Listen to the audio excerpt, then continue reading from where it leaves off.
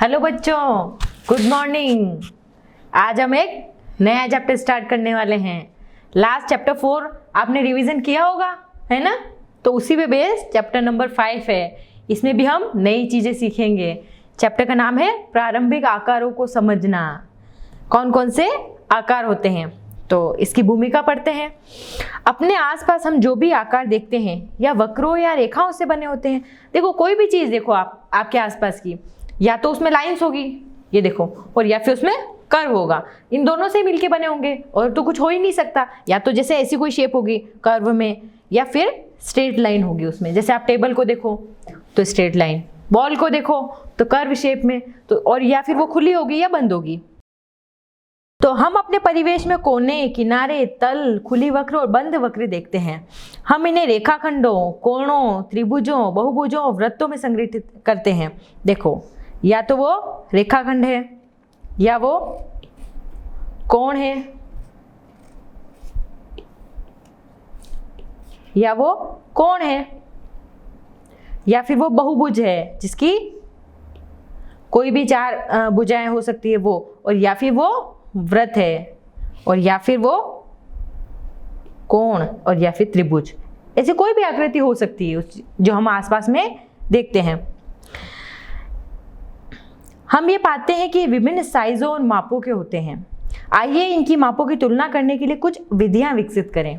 अब देखो, अब इसको मापने के लिए आपको कौन सी विधि पता है? मैं आपको बोलूँ कि इससे यहाँ की डिस्टेंस मापनी है, तो आप कौन सी विधि यूज़ करोगे? आप कहोगे मैं तो मैम स्केल से मापूंगा, या फिर फीते से मापूंगा, किसी न किसी से, या फिर आप देख के भी बता सकते हैं कि हाँ मैम ये लगभग आधा मीटर होगा।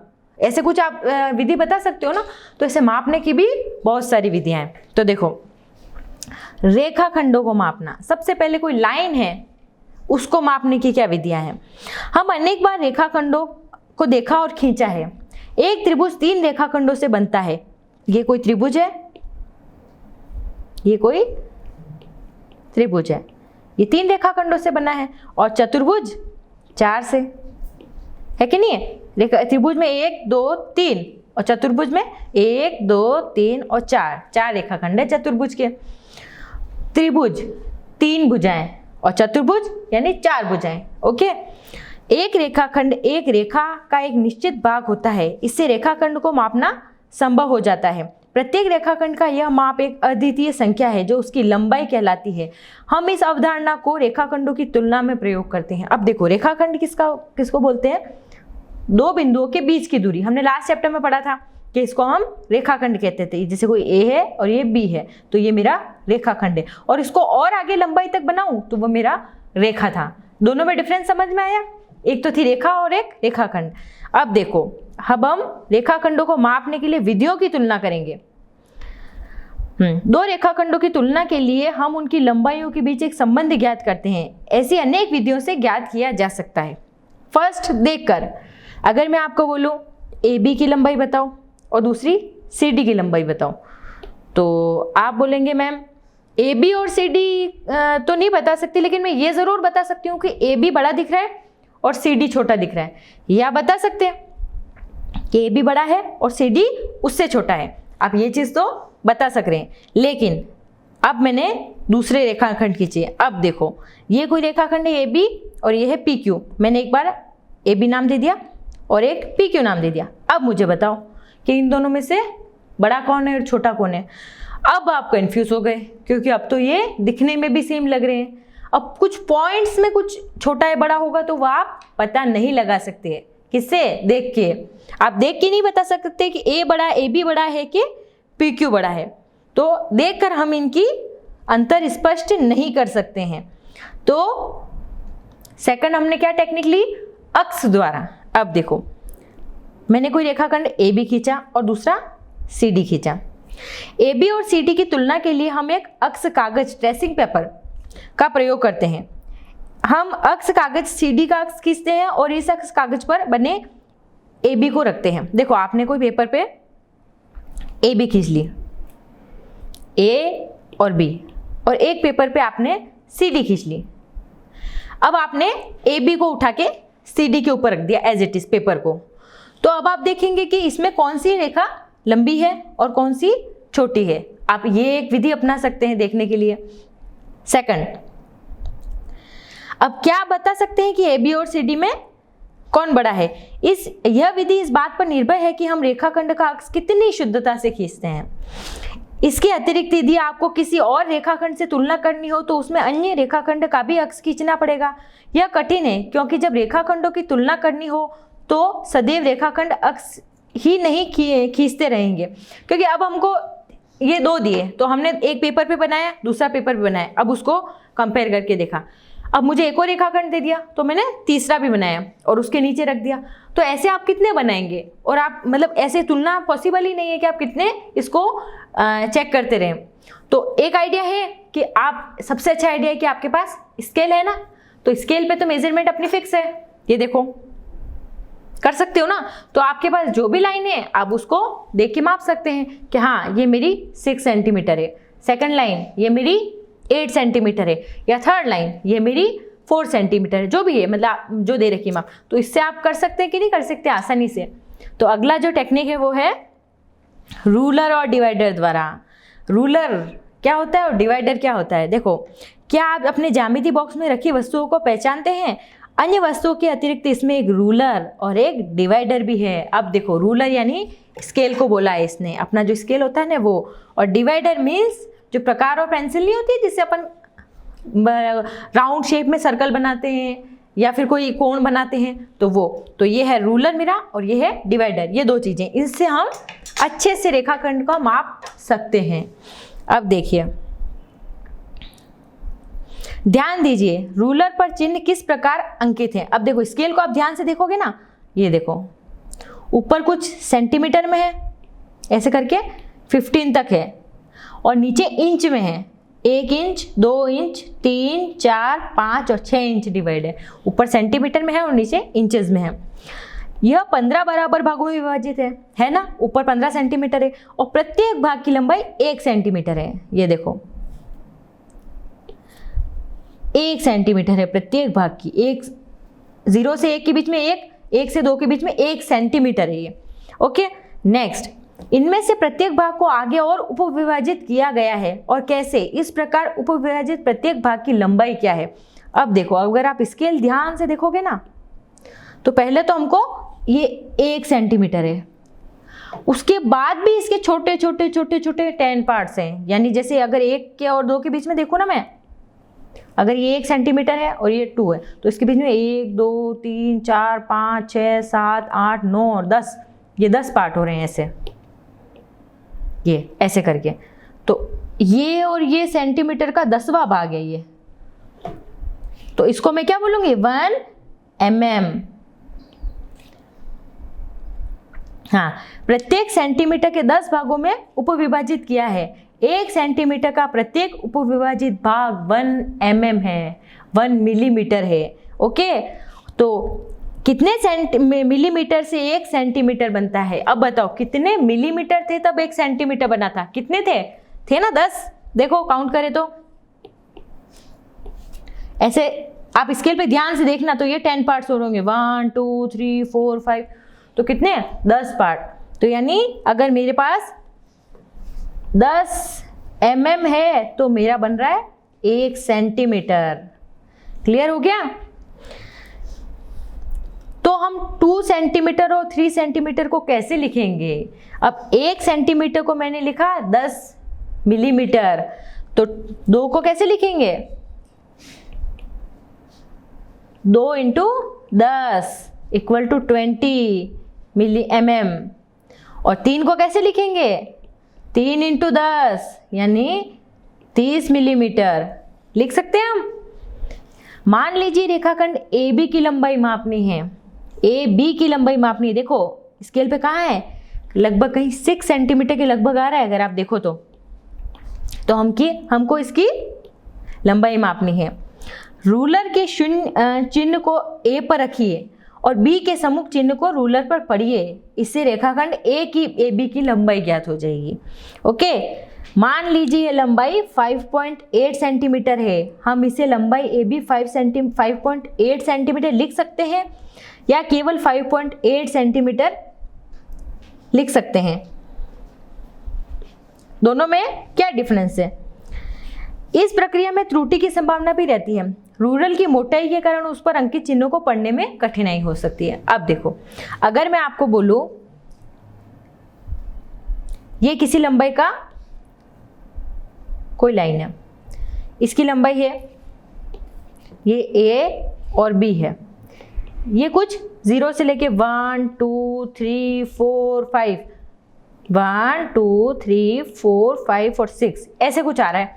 अब हमको इसके बीच की लंबाई नापनी है, तो आप क्या करोगे, स्केल लोगे, स्केल को उसके ऊपर रखोगे एग्जैक्ट, आप देखोगे कितनी लंबाई तक आ रहा है। तो आपको जैसे ही दिख रहा है तो आप कहोगे मैम 6 तक आ रहा है, और ध्यान से देखोगे तो कहोगे मैम 6 से थोड़ा सा कम है, यानी 5.8 सेंटीमीटर है। तो इसको मैं कैसे लिखूंगी, 5.8 सेंटीमीटर इसकी लंबाई होगी। लेकिन अब देखो, इसको देखने का तरीका भी है। अब इसकी कुछ मोटाई है, तो अगर आप इसको एस साइड से देख रहे हो तो आपको लगेगा कुछ 5.9 है या 5.7 कुछ हो रहा है आगे पीछे, और अगर इधर से देखोगे तो उधर से ज़्यादा दिखेगी, यानी 5.9 या 6 दिख सकती है। लेकिन एग्जैक्ट सामने से देखोगे तो 5.8 हो सकती है। तो जो रूरल की मोटाई होती है उस वजह से भी अपनी त्रुटि रहने की संभावना रहती है। थोड़ा सा भी एक पॉइंट का भी 5.8 हो गया, 5.9 हो गया या 6 हो गया, तो ऐसे पॉइंट का डिफरेंस आ सकता है, तो उसकी मोटाई के कारण तो पढ़ने में कठिनाई हो सकती है। सोचिए, चर्चा कीजिए और लिखिए। अन्य कौन सी त्रुटियां हैं और कठिनाई हमारे सम्मुख आ सकती है। आपको रूरल से पढ़ने में कौन कौन सी कठिनाइयां आ सकती है। यदि रूलर पर अंकित चिन्हों को ठीक प्रकार से न पढ़ा जाए तो किस प्रकार की त्रुटियां हो सकती है और इनसे कैसे बचा जा सकता है। अब जैसे इस पे अंकित चिन्ह है और आप अगर थोड़ा सा इसको इस साइड से या ऐसे करके या फिर ऐसे करके या फिर आपने एग्जैक्ट उस पर नहीं रखा स्केल, एग्जैक्ट ऐसे जैसे आगे पीछे कर दिया हल्का सा भी, तो वो सही लंबाई नहीं बताएगा और हमारा आंसर गलत हो जाएगा। तो अब स्थिति के कारण त्रुटि, अब स्थिति के कारण भी त्रुटि हो सकती है। यदि आपने स्केल की डायरेक्शन सही नहीं रखी है, आप एग्जैक्ट पोजीशन पे नहीं बैठे हैं, आपने स्केल सामने रख दिया और आप ऐसे टेढ़े बैठे हुए हैं, आप टेढ़े से देख रहे हैं तो कुछ mm कम हो जाएगा। आप इस साइड से देख रहे हैं तो कुछ mm ज़्यादा हो जाएगा। इसलिए जब आप स्केल देखते हैं तो एग्जैक्ट सामने से आपको देखना है कि हाँ यहाँ पे मेरा 15 सेंटीमीटर है, यहाँ पे मेरा 21 सेंटीमीटर है, या यहाँ पे मेरा 6 है। ऐसे नहीं कि आप ऐसे देख रहे हो या फिर आप ऐसे करके देख रहे हो, ऐसे बिल्कुल आँख की जो पोजीशन है वो बिल्कुल एग्जैक्ट सामने होनी चाहिए, तभी आपका आंसर सही होगा। देखिए, अब इसमें आँख की गलत स्थिति आपने टेढ़ा होके देखा, आँख की सही स्थिति आपने बिल्कुल सामने से देखा, और आँख की गलत स्थिति इस बार भी आपने ऐसे टेढ़ा होके देखा है। तो आपको स्केल और पेंसिल लेके बिल्कुल एग्जैक्ट सामने से देखना है, ऐसे नहीं कि आप ऊपर से देख रहे हैं, साइड में से देख रहे हैं, नो, पोजीशन बिल्कुल सामने और स्ट्रेट होनी चाहिए। तो क्या हम इस समस्या से बच सकते हैं और क्या और कोई अच्छी विधि है? आइए लंबाई को मापने के लिए डिवाइडर का प्रयोग करें। ओके, देखो स्केल से तो कहीं ना कहीं छोटी सी त्रुटि भी हो सकती है, तो हम इस समस्या से बचने के लिए एक काम और कर सकते हैं। मैंने किया, डिवाइडर और पेंसिल ली। ओके, अब मुझे किसी रेखा की लंबाई मापनी है, जैसे यहाँ से यहाँ तक की लंबाई है, तो मैंने क्या किया, फिक्स कर दी, ये यहाँ से यहाँ रेखा बन रही है इतनी, मैंने बिल्कुल दोनों एग्जैक्ट पॉइंट आ गए, तो मैंने लेके ऐसे माप लिया, कितनी हो गई। अब मैं उसको एग्जैक्ट स्केल पे देखूंगी ना तो पता चल गया कितनी आ गई, 5.8। तो इसमें त्रुटि की संभावना बिल्कुल नहीं रहेगी। ओके, डिवाइडर में अब देखिए इसका प्रैक्टिकल सेम ये किया है। डिवाइडर को खोलिए, ये खोल दिया हमने, एक भुजा के अंतः बिंदु A पर रखिए और दूसरी भुजा के अंतः बिंदु B पर रखिए। हमने खोल के ये कोई A और B था उस पर रख दिया, ये A पॉइंट और ये B पॉइंट। इस फैलाव में बिना कोई परिवर्तन किए डिवाइडर को रूलर पर इस प्रकार रखिए कि अंतः बिंदु रूलर के शून्य चिन्ह पर रहे और दूसरा अंतः बिंदु सम्मुख चिन्ह को पढ़िए, और यह रेखाखंड लंबाई AB है। सेम मैंने AB कोई रेखा थी उसको मैंने 5.8 माप लिया, ऐसे उसको बिना चेंज किया, ऐसे नहीं कि आपने इसको हिला दिया, नो। फिर मैंने उसको रूलर पर रखा, जो फर्स्ट पॉइंट है वो 0 पे रखना है मुझे, बिल्कुल इसके 1 के आगे 0, वो लिखा नहीं होता है लेकिन वो 0 होता है, तो आपको हमेशा यहीं से मेजर करना है। और दूसरा पॉइंट जहाँ पे पहुँच रहा है वहाँ पे देखना है एग्जैक्ट। तो इसमें त्रुटि की संभावना कितनी हो गई, 0, इसमें होगी ही नहीं त्रुटि क्योंकि हम एग्जैक्ट पॉइंट पे लेंगे बिल्कुल। तो अब मैं बता सकती हूँ कि इसकी लंबाई कितनी है 5.8। अब हो गया क्लियर, इसमें गलती नहीं होगी, चाहे आप करके देख लीजिए। कॉपी में कोई सा भी रेखाखंड पेंसिल से खींचिए। ये मैंने कोई रेखाखंड खींचा है, ये कोई मैंने रेखाखंड खींचा। अब मैंने उसको रूलर और डिवाइडर से माप लिया, बिल्कुल एग्जैक्ट पॉइंट पे, दोनों पॉइंट पे रखना है। उसके बाद में मैंने उसको स्केल पे माप के देख लिया एग्जैक्ट, फर्स्ट पोजीशन पे और सेकंड। तो मैं देखूंगी उसकी एग्जैक्ट जो नाप थी ना वो आ गई मेरे पास में, तो इसमें गलती नहीं होगी। ये वाला एक्सपेरिमेंट आपको घर पे करना है तो ही आपको बहुत अच्छे से समझ में आएगा। ओके, करोगे ना? अभी वीडियो पॉज करो और एक बार करो, उसके बाद में फिर हम आगे चलते हैं। ओके, करें आगे। प्रश्नावली 5.1 स्टार्ट करते हैं। अब देखो क्वेश्चन नंबर 1, रेखाखंड की तुलना केवल देख कर करने से क्या हानि होती है। अब एक रेखाखंड मैंने आपको, फर्स्ट क्वेश्चन, ये रेखाखंड एक है और ये दूसरा है। अब इसको देख के अगर मैंने इसकी मेजरमेंट करी, माप करी, तो क्या हानि होगी। अब देख के तो आप अंतर नहीं कर सकते ना कि AB है और ये CD है, ये कोई दो रेखाखंड है। आप इसके बीच की एग्जैक्ट दूरी पता नहीं लगा सकते और उसमें त्रुटि की संभावना रहती है। तो इसका आंसर क्या है, इसमें त्रुटि की संभावना है। नेक्स्ट, एक रेखाखंड की लंबाई मापने के लिए रूलर की अपेक्षा डिवाइडर का प्रयोग करना क्यों अधिक अच्छा है। अभी मैंने बताया था ना कि मुझे स्केल का प्रयोग डायरेक्ट नहीं करना चाहिए और मुझे डिवाइडर का प्रयोग करना चाहिए। क्यों? क्योंकि इस पे मैं देखने में त्रुटि कर सकती हूँ, मैं ऐसे या टेढ़ा होके देख सकती हूँ, तो उसमें पॉइंट में भी मिस्टेक हो सकती है, लेकिन डिवाइडर में नहीं होगी। एग्जैक्ट माप पता लगाऊंगी और उसके बाद में मैं एग्जैक्ट स्केल पे देख लूंगी, तो उसमें त्रुटि की संभावना नहीं होगी, क्योंकि रूलर में देखने में त्रुटि हो सकती है इसलिए। क्वेश्चन नंबर 3, कोई रेखाखंड AB खींचिए। मुझे कोई रेखाखंड AB खींचना है। ये कोई मैंने AB खींच लिया। A और B के बीच में कोई बिंदु C स्थित है। ये कोई बिंदु C स्थित है। AB और BC, AB एंड BC और CA की लंबाई मापिए और हमको ये बताना है कि AB बराबर है AC प्लस CB। ओके, मैंने कोई रेखाखंड लिया, AB ले लिया ये।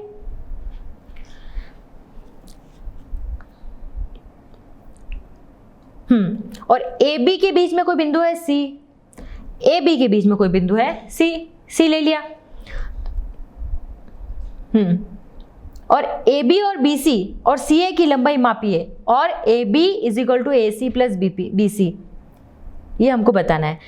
तो ये कोई रेखाखंड लिया मैंने AB, उसके बीच में कोई बिंदु है C, तो हमको ये प्रूव करना है कि AB जो होता है पूरा AB ये किस किस के बराबर होता है, AC और CB के होता है।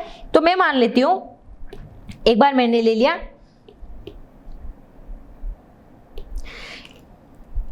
AC, मैंने ले लिया 4 सेंटीमीटर, इसको ले लिया मैंने 4, और ये ले लिया मैंने 5 सेंटीमीटर। ठीक है, AC है मेरा 4 और CB है मेरा 5। अब अगर मैं दोनों को जोड़ती हूं तो कितना हो गया मेरा 9। तो हो गया AB की वैल्यू कितनी आ गई टोटल 9 और AC की कितनी थी 4 प्लस 5, तो हो गया इसका आंसर भी 9। तो AB इक्वल टू हो गया AC प्लस CB, दोनों को ऐड कर लिया हमने, तो AB इक्वल टू 4 प्लस 5 9, तो और टोटल AB भी कितना है 9, यानी AB equal to AC plus CB। हो गया प्रूफ। नेक्स्ट क्वेश्चन 4, एक रेखा पर बिंदु A, B और C पर इस प्रकार स्थित है कि AB 5 सेंटीमीटर है और BC 3 सेंटीमीटर है और AC 8 सेंटीमीटर है। इनमें से कौन सा बिंदु अन्य दो बिंदुओं के बीच स्थित है। देखो, कोई रेखा पर बिंदु A, B और C इस प्रकार स्थित है। मैंने कोई एक रेखाखंड ABC ले लिया, ये कोई मेरा A, B और C मैंने ले लिया एक बार। अब ये बोल रहा है कि ए बी 5 सेंटीमीटर है, ये मेरा ए और बी है, ये 5 सेंटीमीटर है। नेक्स्ट बी सी 3 सेंटीमीटर है, ये बी और सी 3 सेंटीमीटर है, बी सी 3 सेंटीमीटर, और ए सी 8 सेंटीमीटर है, यानी ये जो ए सी पूरा है ना, ये ए सी ये पूरा 8 सेंटीमीटर है। तो इन दोनों के बीच में मध्य बिंदु कौन सा है? तो कौन सा मध्य बिंदु है? बी है। देखो है ना, बी दिख रहा है ना कि बी इसके बीच का बिंदु है। तो इनमें से कौन सा बिंदु अन्य दो बिंदुओं के बीच स्थित है? तो कौन सा बिंदु है? बी। तो इसमें हमको रेखाखंड बना के देखना पड़ेगा कि ए बी और सी, फिर ए इधर सी इधर और बीच वाला बी, तो कौन सा बिंदु हो गया? बी। क्वेश्चन नंबर 5, जांच कीजिए, संलग्न आकृति में डी रेखाखंड एजी का मध्य बिंदु है। अब देखो ये कोई हमको दिया है, एक बार हम इसको ध्यान से देखते हैं। तो ये स्टार्ट हो रहा है 0, 1, 2, 3, 4, 5, 6 और 7 पार्ट में, और उसके बाद में इसको 0 को नहीं दिया है, 1 से स्टार्ट किया है, A B C D E F G. अब हमको ये बताना है कि जो डी है, वेयर इज डी? ये रहा डी, एजी का मध्य बिंदु है, और ये पूरी हो गई एजी। इसका मध्य बिंदु है कि नहीं ये हमको बताना है। तो देखो ऐसा कुछ रेखाखंड है, हमको ये बताना है कि डी एजी का मध्य बिंदु है कि नहीं। अब देखो अगर मैं एडी को देखूं, ए और डी को, तो अगर मैं काउंट करूं कितने पार्ट हो रहे हैं, देखो यहां से जो फर्स्ट वाला होता है ना उसको नहीं गिनते, उसके बाद से गिनना स्टार्ट करते हैं। जैसे स्केल में भी हम क्या करते हैं, होता है 0 से स्टार्ट है यहाँ से, लेकिन हम 0 को नहीं गिनते, आगे उसको ये पार्ट छोड़ के 1 2 3 4 5 ऐसे गिनते, कभी भी देखना। तो अगर मुझे एडी का गिनना है तो ये ए नहीं गिनूंगी, उसके बाद से पॉइंट स्टार्ट करूंगी। 1 2 और 3 कितने हो गए? 3 पार्ट। अब मुझे डीजी के बीच की डिस्टेंस निकालनी है, इनके बीच की दूरी निकालनी है। तो डी को मैं नहीं गिनूंगी, डी को छोड़ के ई एफ और जी कितने हो गए? 3, यानी दोनों के बीच की दूरी कितनी हो गई? बराबर। इसका मतलब डी जो है वो मेरा मिड पॉइंट है, वो मेरा मध्य बिंदु है। किसका? एजी का। एजी का मध्य बिंदु है डी। हो गया क्लियर? देखो आपने स्टार्ट किया काउंट करना कि इधर कितने पार्ट हो रहे हैं, 4 हो रहे कि नहीं हो रहे, 3 पार्ट हो रहे ना। तो ऐसे आपको करके देख लेना है कि 1 2 और 3 पार्ट, और इसके 1 2 और 3 पार्ट, 3 पार्ट इधर 3 पार्ट इधर, तो यानी कितना हो गया? डी उसका मध्य बिंदु हो गया। अब नेक्स्ट, बी रेखाखंड एसी का मध्य बिंदु है। बी रेखाखंड एसी का मध्य बिंदु है। एक कोई रेखाखंड है एसी, ये कोई मेरा रेखाखंड था एसी, एक बार मैं इतना सही मानती हूँ, बी उसका मध्य बिंदु है। करें आगे। सी रेखाखंड डीबी का मध्य बिंदु है। अब बिंदु सी, देखो एसी का मध्य बिंदु था बी, अब सी किसका? बी और डी, यानी एक बिंदु हमको आगे और लेना है। जैसे मैंने कोई रेखा खींची ए और सी, तो बी उसका मध्य बिंदु था। अब एक और कोई रेखा है बी डी, यानी बी तो हमारे पास ऑलरेडी है, ये देखो, और डी, और सी उसका मध्य बिंदु है। तो यानी ए बी सी डी तीनों लाइन में है। हाँ, जहां ए बी सी डी एक ही रेखा पर स्थित है, हो गए एक ही रेखा पर, तो बताइए कि A B equal to C D, यानी ए बी ये और सी डी ये, यानी ये पार्ट और ये पार्ट इक्वल होगा कि नहीं होगा, ये हमको बताना है। अब देखो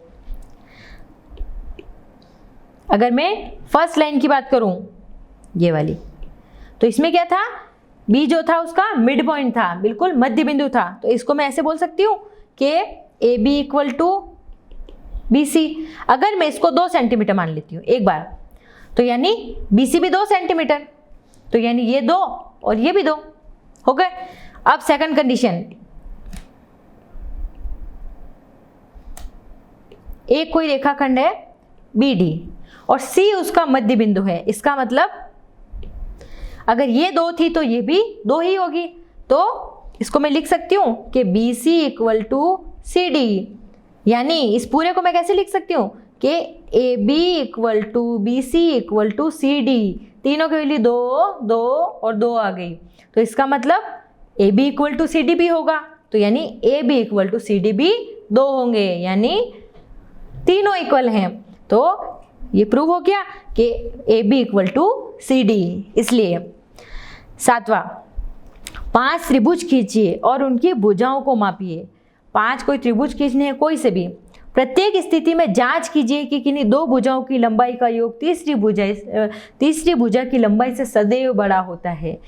ओके, ये मैंने कोई एक त्रिभुज खींच लिया, इसमें मैंने ये कोई 2 सेंटीमीटर है, ये 5 सेंटीमीटर है और ये 4 सेंटीमीटर, ये कोई मैंने लंबाई ले ली। आप कोई सा भी त्रिभुज खींच सकते हैं। देखो, आप जैसे नॉर्मली स्केल से एक कोई त्रिभुज खींच लेना, आपकी जो इच्छा हो। जैसे नॉर्मली मैंने कोई भी लंबाई का ऐसे खींच के और फिर आप नाप लेना कि ये कितनी आ रही है, ये वाली कितनी आ रही है, और ये तीनों लंबाई माप के लिख लेना कि जैसे मेरी आई 5, 4 और 2 ऐसे आ गई। तो ये करके उसके बाद में आप देखोगे कि अगर मेरी ए बी है, ये मैंने 2 सेंटीमीटर है, बी सी 4 सेंटीमीटर और ए सी 5 सेंटीमीटर। अब किन्हीं 2 भुजाओं का योग हमेशा तीसरी भुजा से ज़्यादा होगा। अब ये देखो, अब मैं 2 को जोड़ूं, जैसे 4 और 6 को जोड़ा मैंने, सॉरी 2 और 4 को जोड़ा तो कितना हो गया 6। 6 5 से ज़्यादा है तीसरी भुजा से।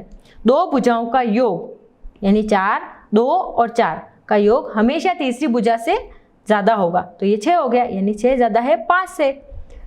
दूसरी कोई कंडीशन ले लो।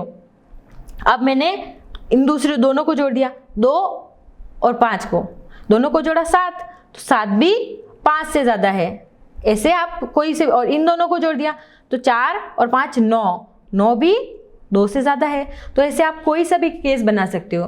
तो ऐसे आप रूलर या स्केल से या कोई से भी त्रिभुज बना लीजिए। नॉर्मली कोई सा भी आप रैंडमली बना के देख लीजिए, ऐसे कोई सा भी बनाया, फिर इसकी स्केल से नाप लिख लीजिए कि जैसे ये 6 है, ये कितनी भी 4 है और ये 2 है, ऐसे करके, और फिर उसको आप करते जाइए। 2 भुजाओं का योग हमेशा तीसरी भुजा से ज़्यादा होगा, किन्हीं भी 2 रैंडमली आप लेते जाइए। तो एक एग्जाम्पल मैंने आपके लिए किया है, रिमेनिंग 4 आप खुद से बना के देखिए और कोशिश कीजिए। ओके, आगे करें। अगला टॉपिक, कोण, समकोण और ऋजुकोण। समकोण, समकोण के बारे में सुना है आपने? समकोण किसको बोलते हैं और ऋजुकोण किसको कहते हैं? देखो, आपने भूगोल में दिशाओं के बारे में सुना है। दिशा कितनी होती है? पूरब, पश्चिम, उत्तर, दक्षिण। हमारा सूर्योदय किस दिशा में होता है और अस्त किस दिशा में होता है? हम कहते हैं ना, पूरब दिशा में उदय हो रहा है और पश्चिम में अस्त हो रहा है। और उत्तर और दक्षिण, उत्तर में हिमालय है और दक्षिण में बंगाल की खाड़ी, नीचे की साइड में श्रीलंका, और कहाँ है? दक्षिण में। तो हम दिशाओं का ज्ञान है ना, हम भूगोल में पढ़ते हैं कि पूरब, पश्चिम, उत्तर, दक्षिण 4 दिशाएं। ये देखो, तो ऊपर वाला क्या हो गया? ये पूरब, ये पश्चिम। कभी भी मैप में आप करो तो हमेशा ध्यान रखना, इस साइड में पूरब, पश्चिम, ऊपर की साइड में उत्तर और नीचे की साइड में दक्षिण। ये 4 दिशाएं आपके आगे काम आने वाली है, तो आपको लिखना आना चाहिए। ऊपर की साइड में होगा उत्तर, नीचे की साइड में होगा दक्षिण, इस साइड में होगा पूरब और इस साइड में होगा पश्चिम। तो देखो, आपने भूगोल में दिशाओं के बारे में सुना होगा। हम जानते हैं कि चीन भारत के उत्तर में और श्रीलंका दक्षिण में स्थित है। हम यह भी जानते हैं कि सूर्य पूर्व में उदय होता है और पश्चिम में डूबता है। अब देखो, हमारा ये वर्ल्ड में हम देखें तो हमारा ये इंडिया है। अगर आप भारत का नक्शा देखेंगे ना, तो चाइना का है, उसके उत्तर में है, ऊपर की साइड में ना, यह चाइना। और श्रीलंका कहाँ दिखता है मैप में? या नीचे से ऐसा कुछ छोटा पार्ट, तो वो इसके दक्षिण में है। और सूरज कहाँ उदय होता है? पूर्व में है, और इधर पश्चिम में है। अपना राजस्थान कहाँ है?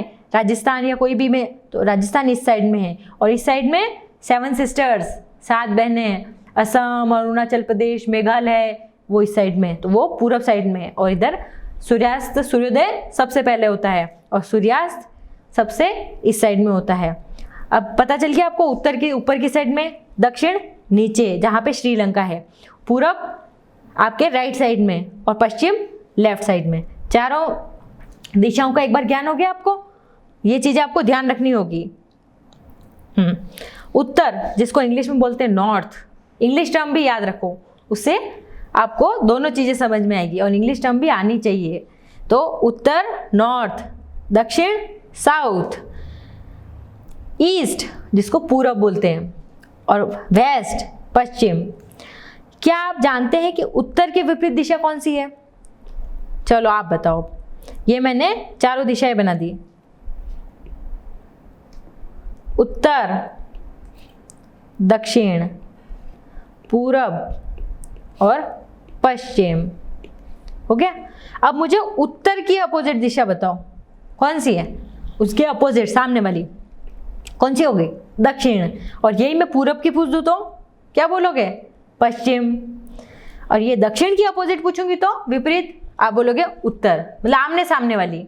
जैसे अपन कैरम बोर्ड खेलते हैं और उसमें आमने सामने नहीं होते खिलाड़ी, तो मेरे सामने वाला जो मेरा, तो वो मेरा अपोजिट है, तो वो अपोजिट, और इस साइड वाले का इधर वाला अपोजिट, ऐसे। तो अपोजिट ऐसे बोलते हैं, विपरीत।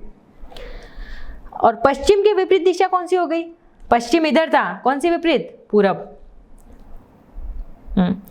अब देखो, उत्तर की ओर मुंह करके खड़े होइए। अब आपको दिशाओं का ज्ञान बहुत अच्छे से होना चाहिए। जो मैंने बताया ना, वो एक बार आप अच्छे से सीखो कि पूरब कौन सा था, पश्चिम कौन सा था, उत्तर कौन सा था और दक्षिण कौन सा था। ये चीजें आपको बिल्कुल दिमाग में रट लेनी है, क्योंकि इन्हीं के बेस पे फिर आगे क्वेश्चन होंगे। और अगर आपने दिशा ही गलत बना दी तो आपका क्वेश्चन गलत हो जाएगा। अब याद रखना है आपको कि ऊपर क्या होता है? उत्तर, जिसको इंग्लिश में बोलते हैं नॉर्थ। आपको नॉर्थ टर्म भी याद रखनी पड़ेगी। और इधर ईस्ट, जिधर सूर्य उगता है, जिसको बोलते हैं पूरब। उत्तर की ओर मुंह करके खड़े होइए। आपका मुंह इधर है, उत्तर की तरफ मुंह करके, उत्तर की तरफ, सॉरी ऊपर है, हाँ उत्तर की तरफ मुंह करके आप खड़े हैं, यहां खड़े हैं आप। हाँ, अब एक होती है क्लॉकवाइज और एक होती है एंटी क्लॉकवाइज। देखो इन दोनों में आप डिफरेंस में बता देती हूँ। क्लॉकवाइज मतलब अपनी घड़ी की दिशा क्या होती है? अपनी घड़ी कैसे चलती है? आपने कभी देखी होगी घड़ी? घड़ी देखो एक बार, आपके घर में घड़ी होगी ना, उसको देखो एक बार। तो ऐसे कुछ घड़ी है, आप देखेंगे यहाँ पे 12, यहाँ पे 6, यहाँ पे 3 और यहाँ पे 9। अगर ऐसे देखूँ मैं 1 2 3 4 5 6 7 8 9 10 और 11, ऐसे कुछ घड़ी होती है आपकी। तो आप देखेंगे कि घड़ी ऐसे नहीं चलती, ऐसे 12 फिर 3 फिर 6 फिर 9 और फिर 12, तो ऐसे करके 1 2 3 4, तो कुछ इस डायरेक्शन में चलती है ना। तो इसको हम कहते हैं क्लॉकवाइज।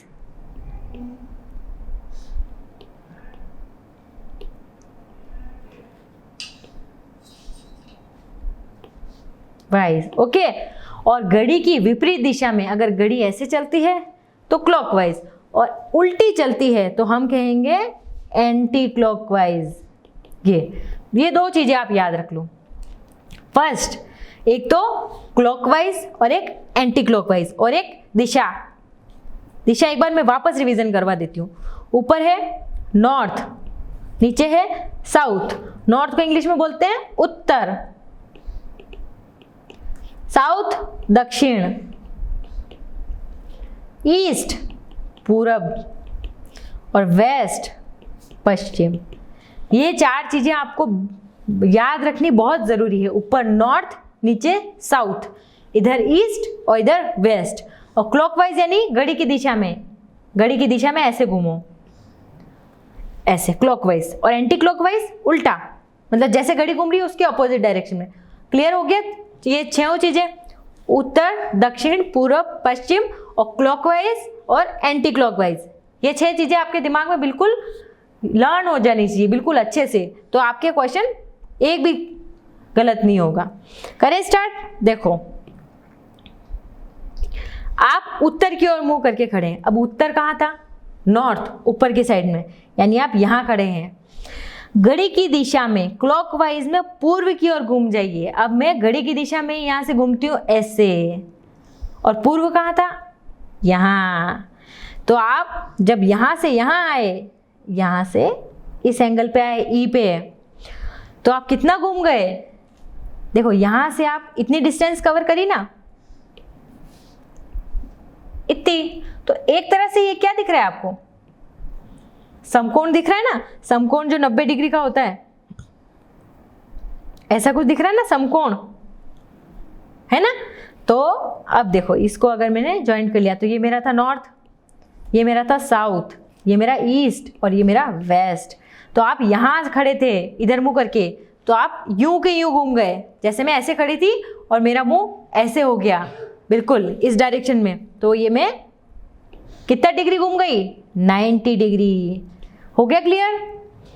ये 90 डिग्री हो गया। अब अगर मैं आपको बोलूँ कि आपको साउथ में आना है तो आपको क्लॉकवाइज, तो आप यहाँ से यहाँ आएंगे, तो ये कितना हो गया? कितना का कोण हो गया? ये 180 डिग्री। ये चीज़ें आप बिल्कुल ध्यान से सीख लो अभी, क्योंकि सारे क्वेश्चन इसी पे बेस्ड होने वाले हैं, तो बिल्कुल ध्यान से सीखनी पड़ेगी आपको। तो देखो, आप एक समकोण के बराबर घूम गए। फर्स्ट वाले केस में घूमे कि नहीं घूमे? ये 90 डिग्री, तो इसको मैं बोलूंगी एक समकोण, क्योंकि ये एक समकोण ही तो है। घड़ी की दिशा में एक समकोण और घूमी है। अब मैं यहाँ आ गई, अब मेरा मुंह इस साइड है, अब मैं एक और घूमती हूँ। जैसे मैं यहाँ खड़ी थी, अब मैं वापस पूरी अपोजिट हो जाती हूँ, तो मैं यहाँ आ गई, ये और 90 डिग्री आ गई मैं। तो अब कितने हो गए? 2 समकोण हो गए कि नहीं हो गए? ये 90 एक समकोण और ये 90 2 समकोण, तो इसको मैं कहूँगी 2 समकोण घूमी हूँ। यदि आप घड़ी की विपरीत दिशा एंटी क्लॉकवाइज में समकोण घूम जाए तो आपका मुंह किस दिशा में होगा? अब देखो, आप कहाँ खड़े थे स्टार्टिंग में? नॉर्थ में। क्लॉकवाइज कुछ नहीं करना है। क्लॉकवाइज किसको बोलते हैं? जैसे घड़ी चलती है। और एंटी क्लॉकवाइज यानी घड़ी की विपरीत दिशा में। एक तो घड़ी की दिशा ऐसे है, ऐसे, और घड़ी की विपरीत दिशा यानी उल्टी। अपन को उल्टी दिशा में जाना है। तो अगर आपको कंफ्यूजन हो तो आप दिमाग में सोच लिया करो घड़ी किस दिशा में चलती है, उसकी अपोजिट डायरेक्शन में। तो अब ये कह रहा है घड़ी की विपरीत दिशा में। अब मैं यहाँ खड़ा हूँ, मुझे इधर नहीं जाना है, घड़ी की विपरीत दिशा में मुझे कहाँ जाना है? तो मैं यहाँ हूँ, अब मैं घड़ी की विपरीत दिशा में घूमती हूँ। एक समकोण यानी यहाँ से यहाँ तक एक समकोण आ गई। अब मेरा मुंह किस साइड है बताओ? मैं ऐसे खड़ी थी, मुझे इस साइड घूमना है, तो मेरा मुंह अब किस साइड आ गया? इधर क्या था? पश्चिम। इस साइड क्या था? वेस्ट, और इधर साउथ था। तो अब मेरा मुंह आ गया एक समकोण पश्चिम में आ गया। होगा क्लियर? समझ में आ रहा है ना? आगे आगे और क्वेश्चन करेंगे ना, तो आपके दिमाग में कॉन्सेप्ट क्लियर होते जाएंगे।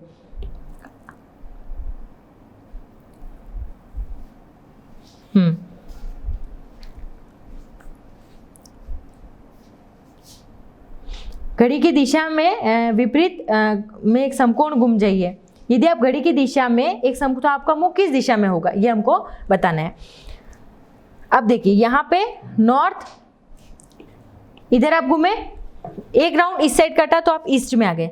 फिर उसके बाद में आपने एक समकोण और काटा, तो यहाँ पे एक समकोण हो रहा है, उसके बाद में एक समकोण और, यानी ये यहाँ पे, तो आपका मुंह किस साइड है? साउथ में, नीचे की तरफ है। अब देखो, उत्तर की ओर मुंह होने से दक्षिण की ओर मुंह होने तक घूमने में आपको 2 समकोण घूम गए। क्या यह 2 समकोण के घूर्णन के बराबर नहीं है? है ना? एक समकोण ये और दूसरा समकोण ये, तो 90 और 90 2 समकोण घूम गए आप। उसके बाद उत्तर से दक्षिण तक घूमना तो 2 समकोणों के बराबर घूमना है। इसे एक ऋजु कोण, जिसको हम स्ट्रेट एंगल कहते हैं, इसके बराबर है। नॉर्थ टू साउथ एक सीधी रेखा है, दक्षिण की ओर मुंह करके खड़े होइए। ओके, देखो आप यहाँ खड़े थे, आप एक समकोण घूमे, उसके बाद में आप वापस अब जिस पोजीशन पे है वहां से एक समकोण और घूमो, तो आप कैसे हो जाओगे? तो ये कितना हो गया? 180 डिग्री, क्योंकि 90 + 90 180 डिग्री, यानी एक ऋजु कोण, जिसको 180 को हम कहते हैं ऋजु कोण, जिसको इंग्लिश में कहते हैं स्ट्रेट एंगल घूम गए। ओके, क्लियर हो गया?